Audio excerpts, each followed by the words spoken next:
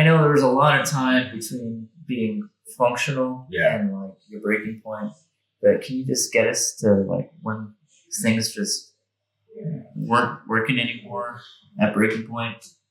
Yeah, it's that's an interesting question. So it became more regular as I split my time between the Bay Area and Los Angeles. My grandma lived in Compton for a long period of time, and so I spent summers down there, and so I got into a lot of stuff that's not normally available in the places that I grew up in, and so at least spent my schooling time.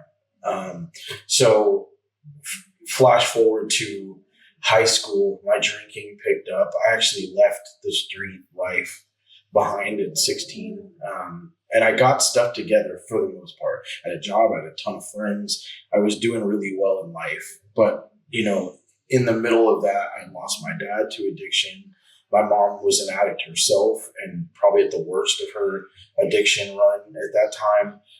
My drinking skyrocketed. Like the signs were there in the middle of that time frame, as well as I was doing.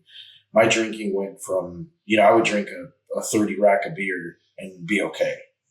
And how old were you at this time? Probably 17, 18. Mm. It starts small. It starts with finding a bag of Coke on the ground and, smoking weed every once in a while. And it escalates, throughout, childhood to a point where, you're using it to cope with the things that that most teenagers face. This isn't abnormal for, me. Maybe my story's different than most, but it's very, I think it's common that you find like, oh, alcohol numbs pain.